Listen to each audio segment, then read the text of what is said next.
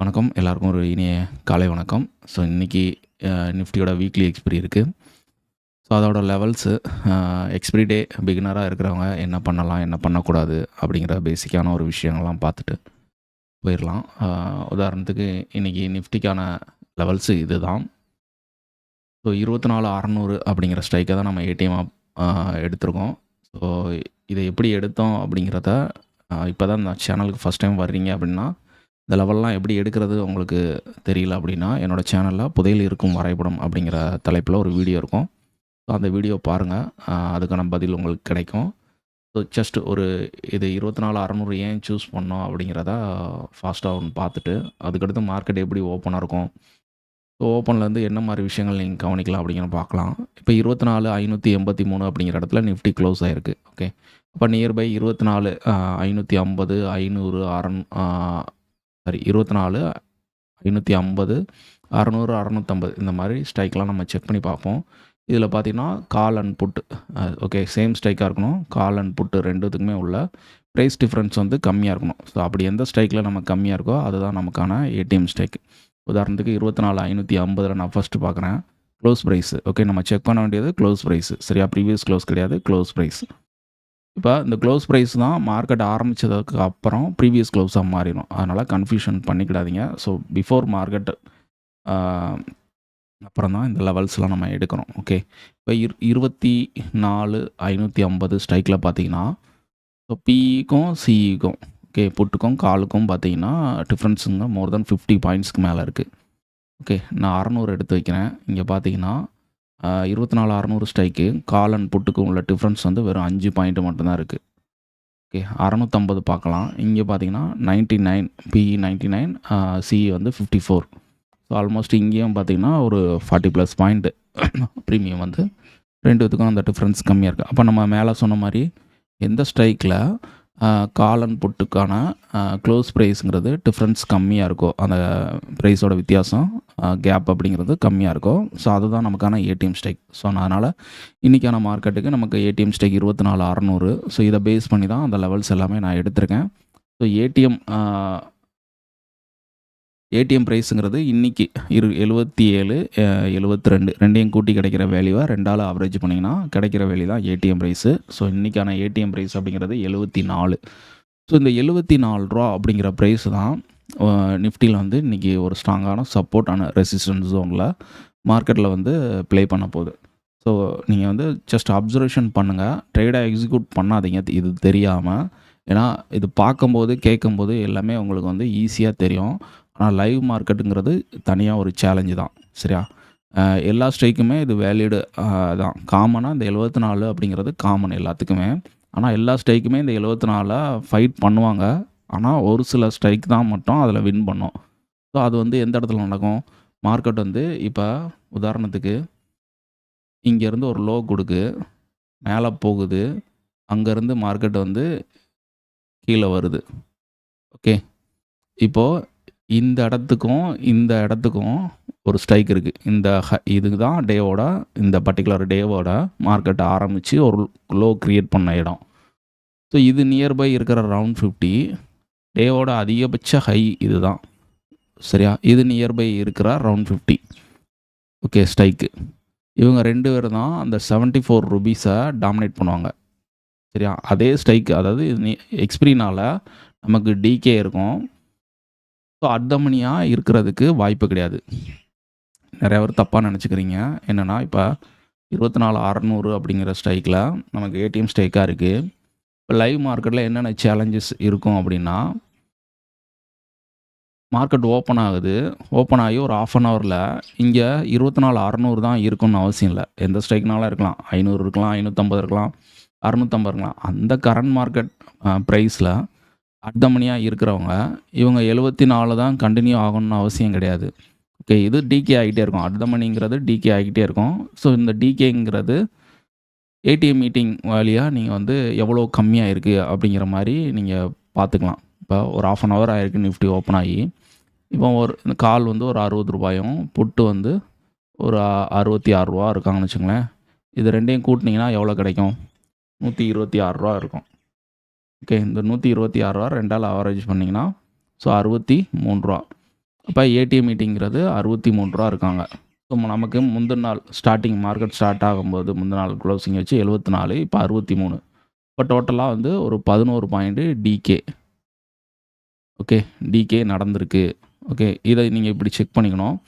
So இது decay நடக்குதா, எவ்வளோ வேகமாக நடக்குது, எவ்ரி ஒரு ½ அன் ஹவருக்கு நீங்கள் இதை செக் பண்ணிக்கலாம். ஆப்ஷன் பையராக நீங்கள் வந்து டிகே அதிகமாக இருக்கும்போது பெரிய அளவில் மூவ் அப்படிங்கிறது இருக்காது. ஸோ ஆப்ஷன் செல்லர்ஸ் கண்ட்ரோலில் மார்க்கெட் இருக்குது அப்படிங்கிறக்காண்டி தான். ஸோ அது எவ்வளோ தூரம் ஃபாஸ்ட் ஆகுது, ஒரு 9 வரைக்கும் நான் பார்க்குறேன் ரூ. 63 இருக்குது.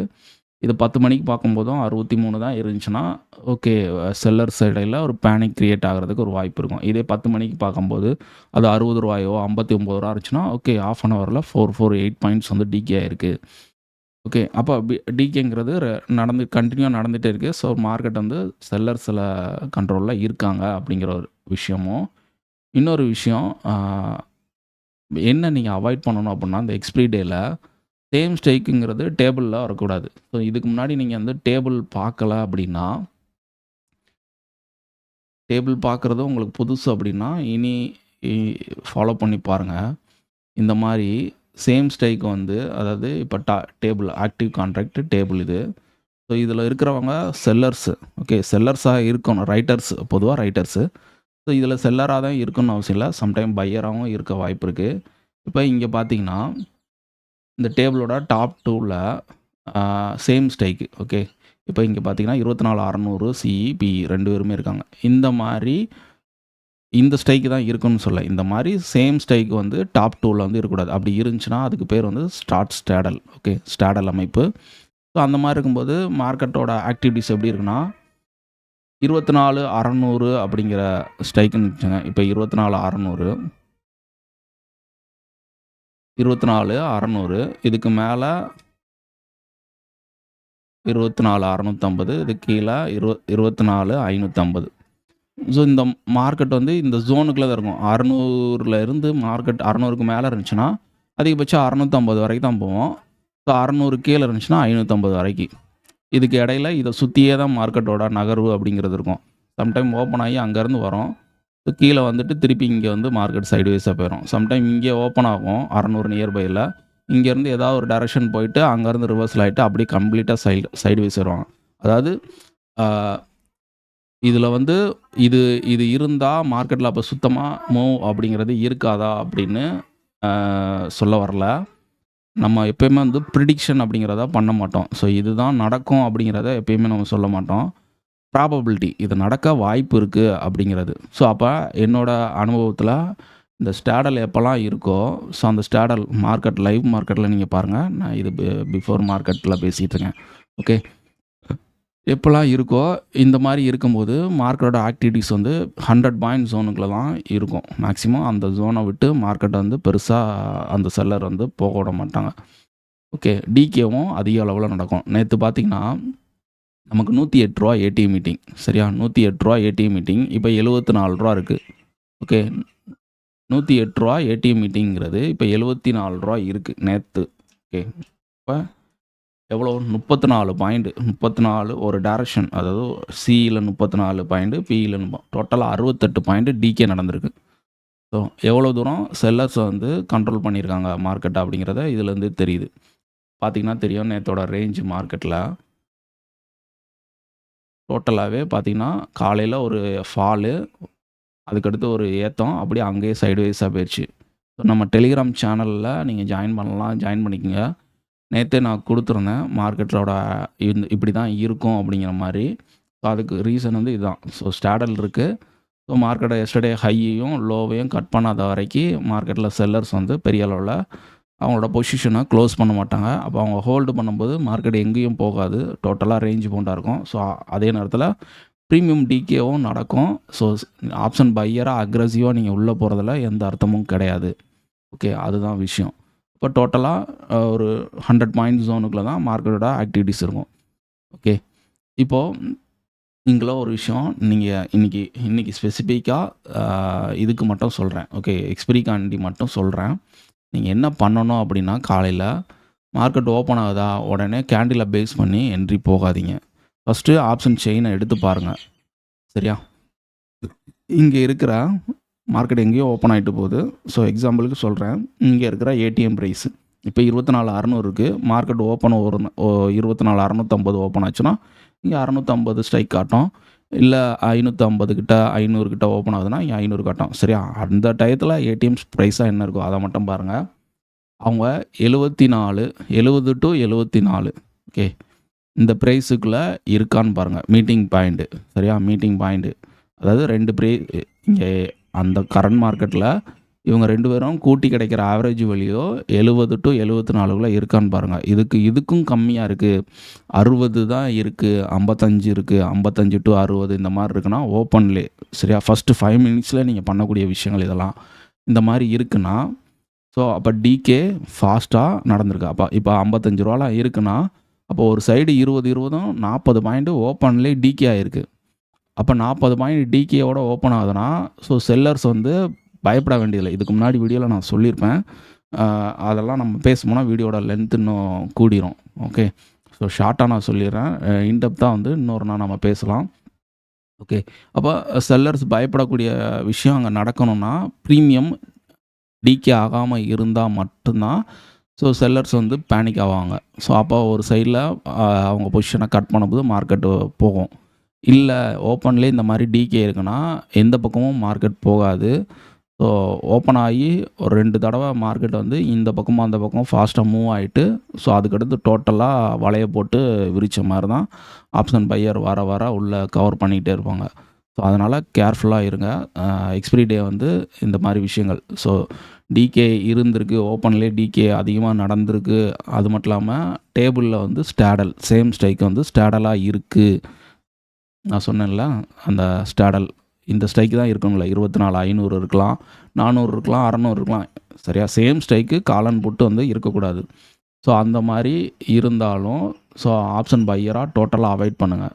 ஓகே, ஸோ ஏன்னா பிகினராக நான் சொல்கிறேன் ரிஸ்க் எடுக்காதீங்க. ஏன்னா எக்ஸ்பிரி டேயில் தான் நிறையா பேர் அக்ரெசிவாக பை பண்ணணும். ஏன்னா அன்றைக்கி ப்ரீமியம் கம்மியாக இருக்கும்.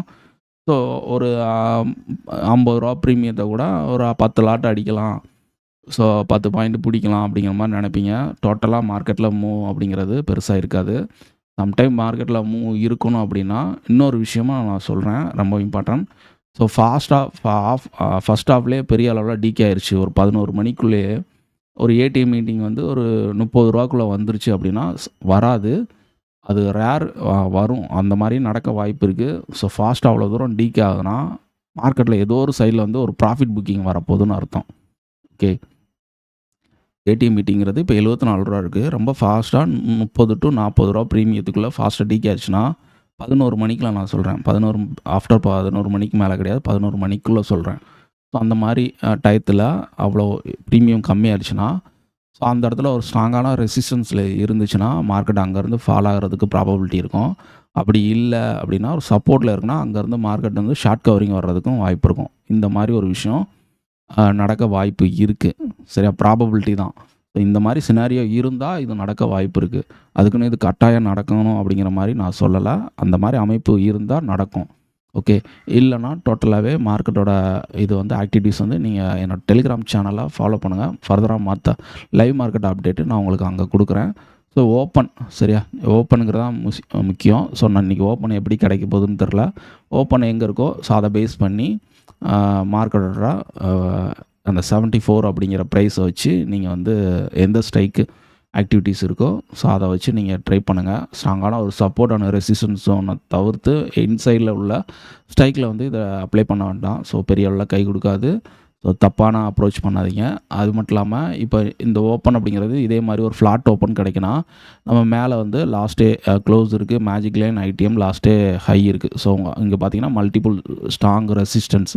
இப்போ மார்க்கெட் வந்து செல்லிங் வர்றதுக்கு வாய்ப்பு இருக்குது. ஸோ இதுவே ஓப்பனுங்கிறது மேலே கொடுத்துட்டாங்க அப்படின்னா multiple support. Okay, close, magic line, IDM. So அப்போ மார்க்கெட் புல்லிஷாக இருக்குது. அப்போ ஓப்பனுங்க தான் டிசைட் பண்ணோம்.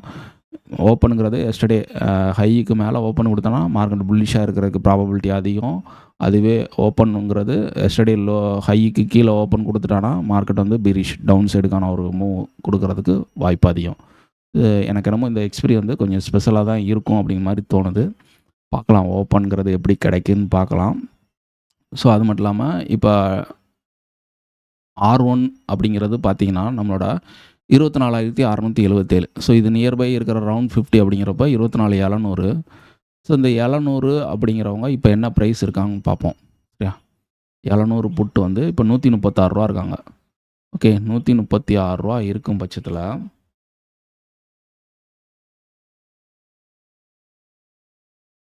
24,700 மைனஸ் 74 போடும் நம்மளோட ஏடிஏ ப்ரைஸ். அப்போது 24,626 அப்படிங்கிற லெவலுக்கு கீழே மார்க்கெட் இருந்துச்சுன்னா இங்கே வந்து பார்த்தீங்கன்னா இவன் இந்த ப்ரைஸ் ₹74 அவன் ஹோல்ட் பண்ணுறதுக்கு சான்சஸ் அதிகம். 24,626. ஓகே, அதுவே இங்கே பார்த்தீங்கன்னா சப்போர்ட் 1 24,528. ஓகே, இது நியர்பை ரவுண்ட் 50னா 500 நம்ம எடுத்துக்கலாம். அப்போ 500 கால் எவ்வளோ இருக்குது? ₹135 இருக்குது. இப்போ 24,500 கால் 74 நம்மளோட ப்ரைஸா? 74 ஏடிஎம் ப்ரைஸு. அப்போ 575.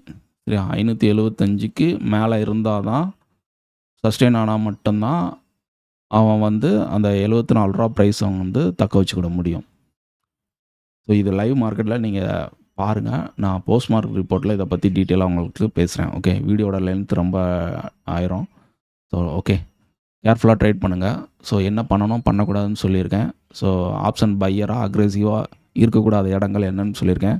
டிகே பெரிய அளவில் இருந்துச்சுன்னா ஏடிஎம் மீட்டிங் கால்குலேஷன் பண்ணுங்கள். காலையில் ஓப்பன் ஆனோடனே ஃபஸ்ட் 5 மினிட்ஸில் நீங்கள் பண்ணக்கூடிய விஷயங்கள். ஏடிஎம் மீட்டிங் ரொம்ப கம்மியாக இருக்கும். ஸோ அப்படியே ஸ்டாடலும் இருக்குது அப்படிங்கிற பட்சத்தில் டோட்டலாக அக்ரெசிவ் பையிங்கை விட்டுருங்க. மார்க்கெட் அப்சர்வேஷன் மட்டும் பண்ணுங்கள். தேவையில்லாத ரிஸ்க் எடுத்து கேபிட்டல் ஒயிட் வாஷ் பண்ணாதீங்க. ஸோ ப்ராப்பராக ட்ரேட் பண்ணுங்கள். ஏன் பண்ணுறோம் எதுக்கு பண்ணுறோன்னு தெரியாமல் பண்ணி லாஸ் பண்ணி மன உளைச்சலுக்கு ஆளாதீங்க. ஓகே, டீட்டெயிலான வீடியோஸ் வந்து ஈவினிங் மார்க்கெட் வீடியோவில் நம்ம பார்க்கலாம். Okay, thank you all the best.